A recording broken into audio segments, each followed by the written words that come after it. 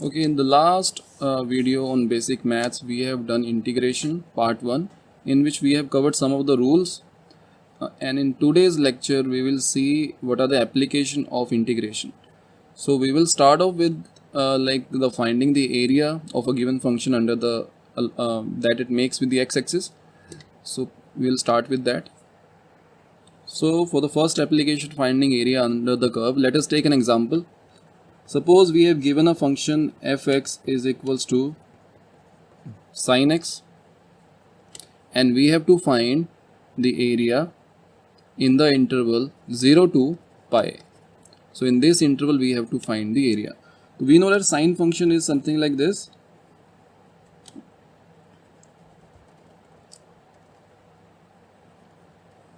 So this is your pi and this is your 0. So here we have our angles, and on the y-axis we have sin x, our function.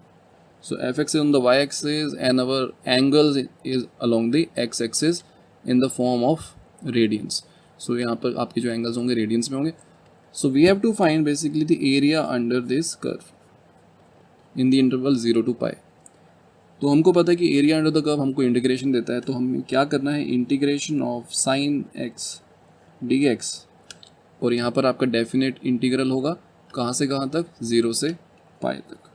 So that thing will give you the area under this curve. ये जो shaded area ये आपको मिल जाएगा. तो हमें पता है कि साइन एक्स का जो इंटीग्रेशन होता है वो होता है माइनस कॉस एक्स. तो यहाँ पर आपका लिमिट क्या है, 0 to pi. So it comes out to be minus cos pi plus cos 0.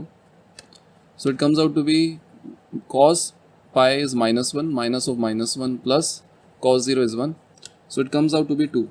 So the area under this curve will be 2. So it has an area equals to 2 units. In the next example, let us say the velocity of a particle is a function of time and it is given by this function. Okay, so you have to find the displacement in the interval 0 to 5 seconds. 0 to 5 seconds. Here t is in seconds, v is in your meter. It has its own unit. Okay, T आपका second में है और we आपका metre पर second में है, और यहाँ पर जो 1 होगा उसकी अकॉर्डिंगली इसको सेटिस्फाई करने के लिए उसकी डायमेंशन उसके हिसाब से होगी. So we is this. हमें पता है कि अगर हमारे पास वेलोसिटी टाइम ग्राफ है, सो यहाँ पे मैं लिख देता हूँ वेलोसिटी टाइम ग्राफ, इसका जो इंटीग्रेशन है, और आप कह सकते हैं कि area under the curve, area under this graph gives displacement. और ये हम पढ़ेंगे when we will study motion और all type of motions units and dimension के बाद, तो उसमें हम ये चीज़ पढ़ेंगे. और यहाँ पर आप कह सकते हो displacement is given as integral of v d t, where यहाँ पर आप अपना t1 से t2 तक लिमिट लगा सकते हैं. This is v and this is t.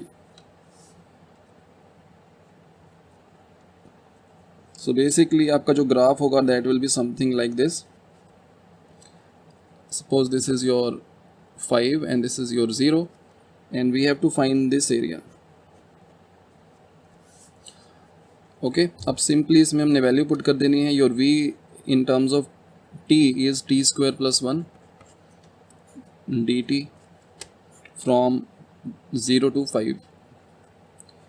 So it will become, अब देखो हमने बात करी थी कि जो ये इंटीग्रल होता है वो डिस्ट्रीब्यूटिव होता है ओवर एडिशन, तो इनको हम अलग अलग लिख सकते हैं.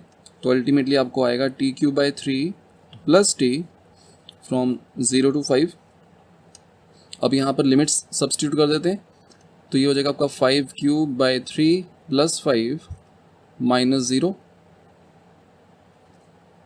So it comes out to be 125 plus 15 by 3, which is 140 by 3 metre.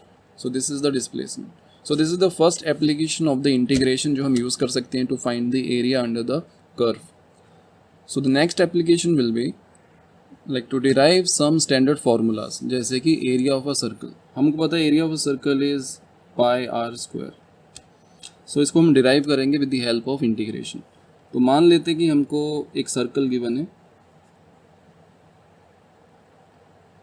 एक सर्कुलर प्लेट आपके पास है, and the radius is also given. Radius is capital R and we have to find the area of this.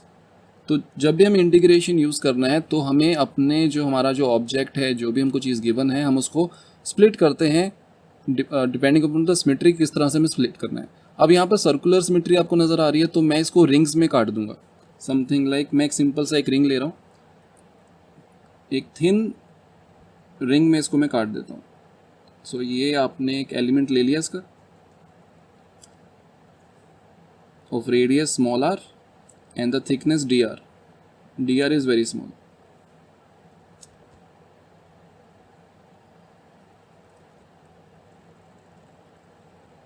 So this thickness is dr. ऐसे करके हमने इसको छोटी छोटी रिंग्स में तोड़ दिया और उसमें से मैंने एक रिंग को मान लिया ये. So this is your one of the ring. So यहाँ पर वी स्प्लिट या divide disk, it is in the form of a disk, into concentric rings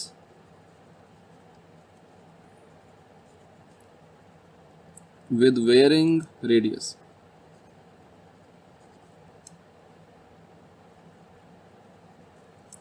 up to capital R.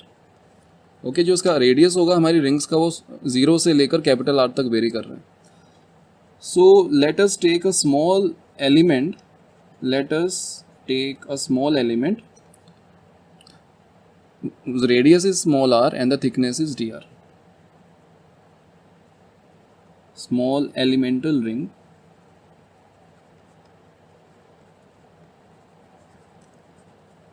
of radius small r and thickness dr.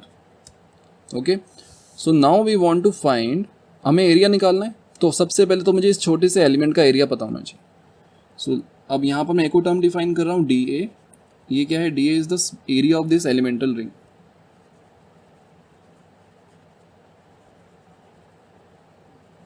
या infinitely very small thickness की जो ring है उसको बोल रहा है elemental ring D A. अब इसका जो एरिया होगा that will B circumference times the thickness. तो ये आप दिमाग में डाल लो, इसको दो तरीके से आप निकाल सकते हो. इसको देखो, इसका सर्कमफ्रेंस आपको पता है 2 पाई स्मॉल आर, और उसको थिकनेस से मल्टीप्लाई कर दो. बिकॉज ये थिकनेस बहुत पतली है तो आप इसको इस तरह से अप्रॉक्सीमेट कर सकते हो. Circumference time the thickness will give you the area of this ring. तो ये जो एरिया है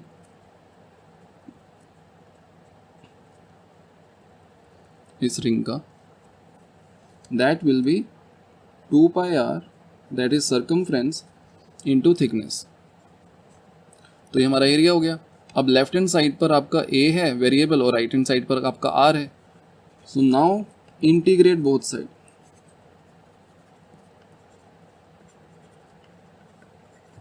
सो हमको मिलेगा यहाँ पर इंटीग्रेशन ऑफ dA और यहाँ पर हमको मिलेगा integration of 2 pi r dr.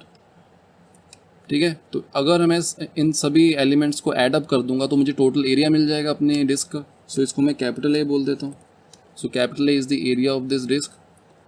और यहाँ पर जो हमारी लिमिट होगी इंटीग्रेशन की, आपको देखना है कि जो स्मॉल, जो यहाँ पर वेरिएबल है, जो यहाँ पर हमने स्मॉल आर को वेरिएबल लिया है, वो कहाँ से कहाँ तक वेरी कर रहा है.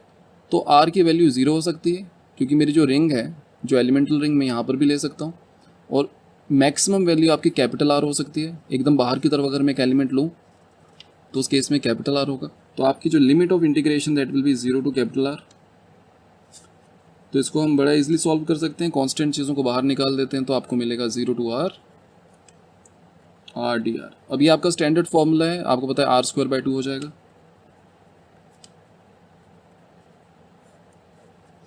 so it will be from 0 to capital R. So 2 pi r square by 2 minus 0 square by 2, ये तो 0 हो गया, तो आपको मिला 2 pi r square by 2 which is pi r square. Okay, so we have derived the area of a circle with the help of integration here. एक और देख लेते हैं. If we want to derive the formula of volume of a sphere, volume of a sphere, so यहाँ पर हम ले लेते हैं, आपको पता है वॉल्यूम जो होता है स्फीयर का 4/3 पाई आर क्यूब होता है, where R is the radius of the cube, sorry radius of the sphere. तो यहाँ पर सबसे पहले मैं स्फीयर बना देता हूँ अपना. और बच्चों अगर यहाँ पे सिमेट्री की बात करें, ये आपकी 3D फिगर है, तो यहाँ पर सिमेट्री के लिए अगर हम बात करें, हमारा जो एलिमेंट होगा इस केस में, that will be a thin hollow shell. तो यहाँ पर due to symmetry element is taken as thin hollow spherical shell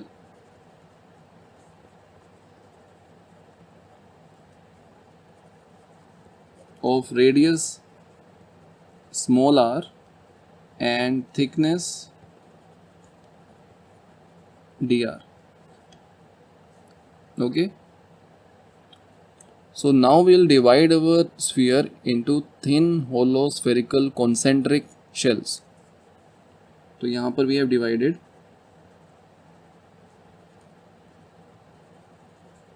sphere, जो कि solid sphere है हमारा,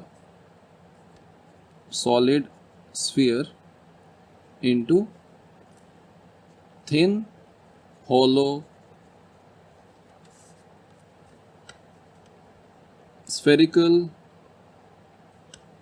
concentric shells.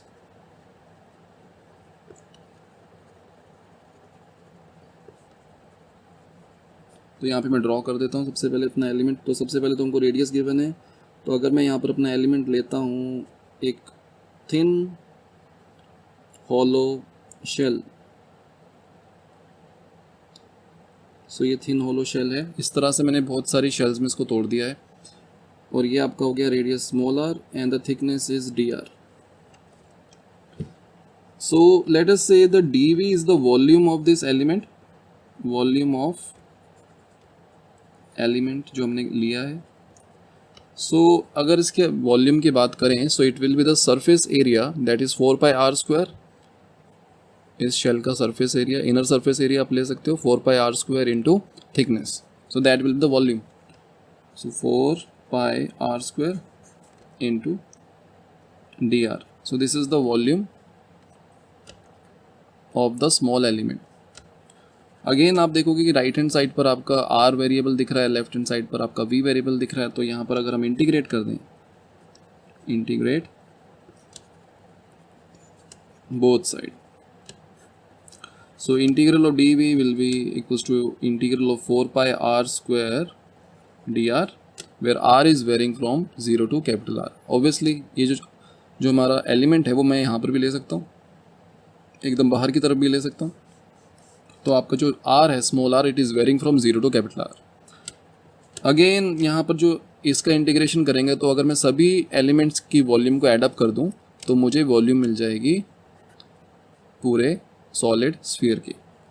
So it comes out to be 4 pi r square dr. ये constant term तो बाहर आ गई 0 to capital R, and this thing can be written as 4 pi, पता है आर स्क्वायर है, स्टैंडर्ड फार्मूला है, r क्यूब बाय 3 हो जाएगा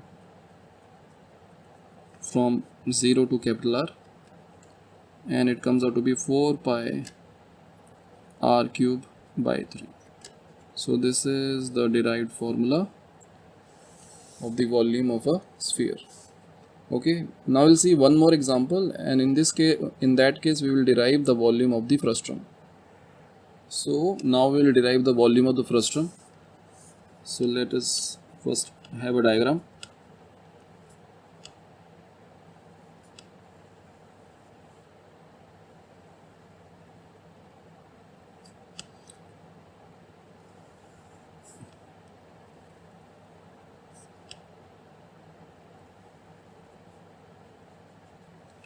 ओके, तो ये आपके पास एक बकेट शेप में आपके पास एक सॉलिड पीस पड़ा है। इसका जो बेस का जो रेडियस है, सर्कुलर बेस है और सर्कुलर टॉप है। बेस का रेडियस इज़ r1 और जो टॉप का रेडियस है that is r2 and the vertical height of this bucket, solid जो पीस है आपका, ये वर्टिकल हाइट हम कैपिटल H ले लेते हैं। Okay, and now we have to find the volume of this. अब इस केस में अगर मुझे एलिमेंट लेना है तो I can consider element of as a horizontal disc, और इसको मैं डिस्क में स्टैक्स जो स्टैकअप हुई हैं डिस्क, इस तरह से तोड़ देता हूँ। तो उसमें से मैंने एक डिस्क को मान लिया, say this is my one of the disc,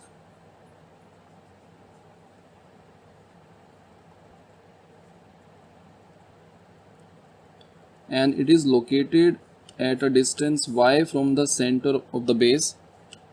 तो ये जो हाइट है,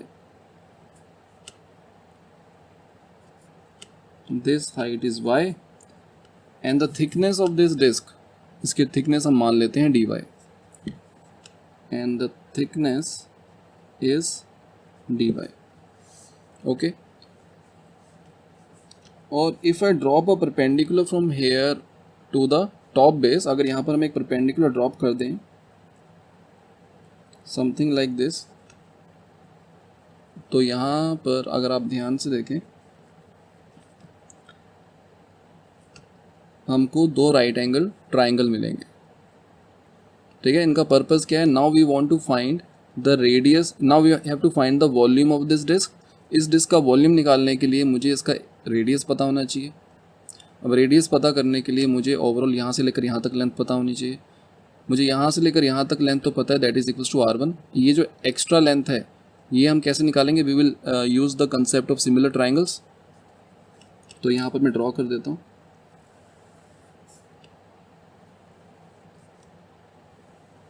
इसको थोड़ा मैग्नीफाइड मैंने बना दिया है। एंड ये जो है आपका, दिस इज़ योर y, यहाँ से लेकर यहाँ तक आपका y है।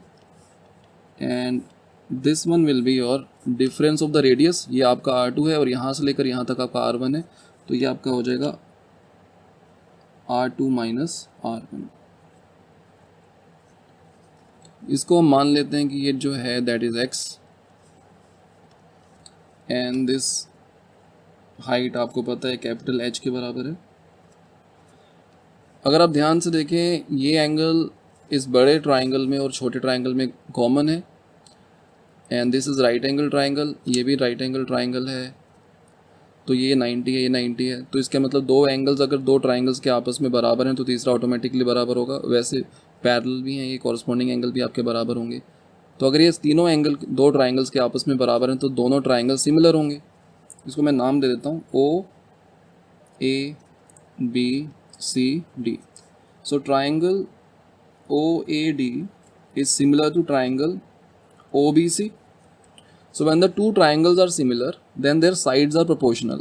So I can say OA upon OB is equals to AD upon BC.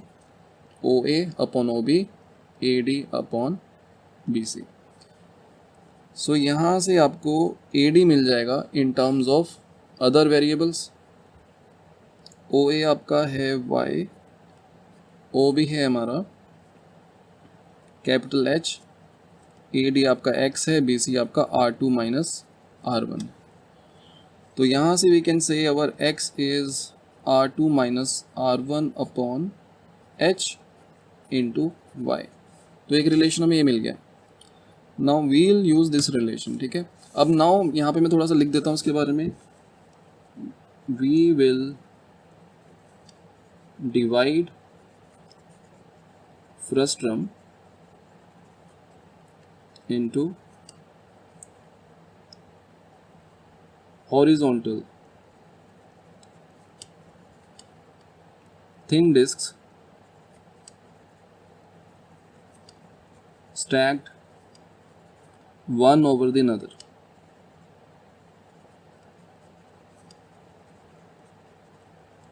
Okay, और हमारी जहाँ पर जो एलिमेंट है वो हमारा डिस्क फॉर्म में है।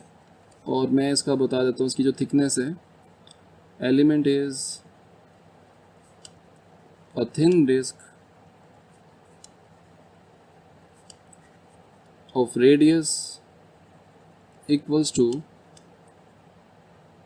R1 plus x. ये देखो यहाँ से लेकर यहाँ तक R1 है और ये हमने x एज्यूम किया था, and thickness dy and located at a distance, vertical distance y, and the center of this disk located at a vertical distance y from the center of the base,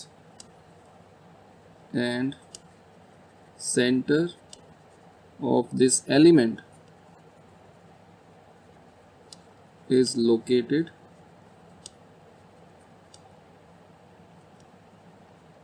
on the axis of frustum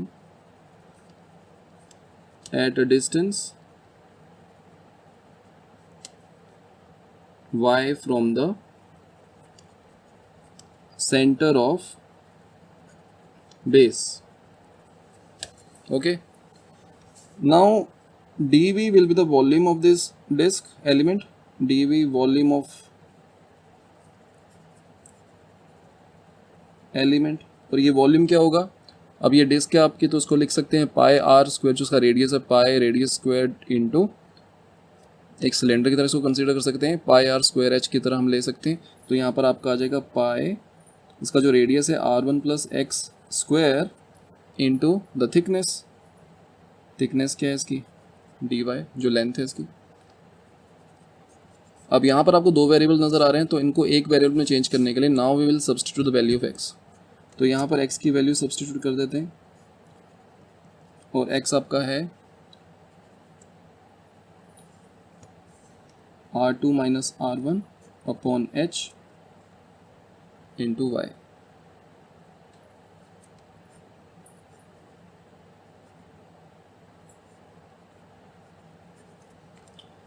okay, तो ये हमारे पास relation आ गया।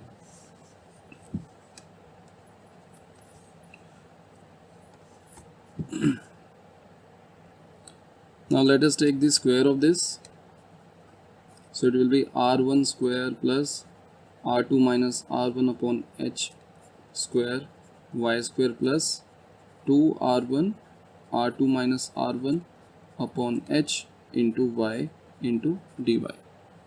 Okay, अब हम क्या करेंगे, will take integrate both side. यहाँ पर v है और यहाँ पर केवल y है, तो बोथ साइड इंटीग्रेट कर देते हैं।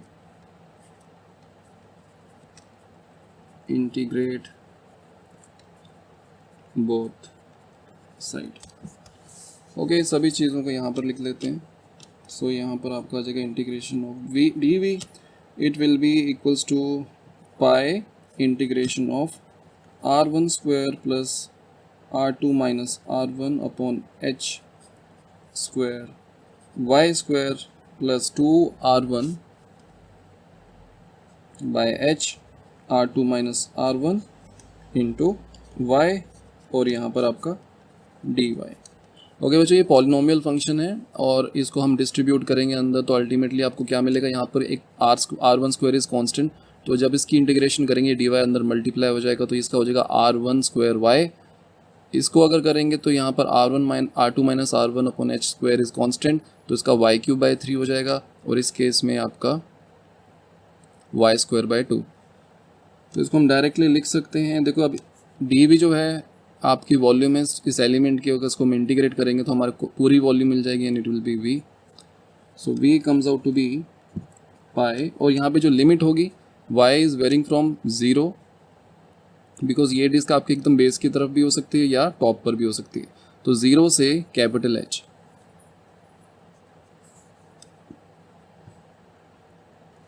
तो आपको मिलेगा R1 square y plus R2 minus R1 upon h square y cube by 3 plus 2R1 by h R2 minus R1 y square by 2 from 0 to h। बच्चों जो लोअर लिमिट जब इसमें पुट करेंगे वो तो 0 ही आएगा, तो केवल हमें अपर लिमिट देखनी है, तो इसमें अपर लिमिट पुट कर देते हैं। R1 square H plus R2 minus R1 by H whole square, और यहाँ पर H क्यूब बाय 3 हो जाएगा, plus 2R1H R2 minus R1 into H square by 2। तो ये हमको मिल गया है। अब इसको थोड़ा हम सिंप्लीफाई करते हैं। सबसे पहले तो यहाँ पर एक H कैंसिल आउट हो जाएगा, यहाँ पर जो H स्क्वायर आएगा यहाँ पर आपका H क्यूब है तो 2H को ख़त्म कर देगा और आपको ये मिलेगा, और यहाँ से एक H इसको कैंसिल आउट कर देगा, 2 से 2 कैंसिल हो गया।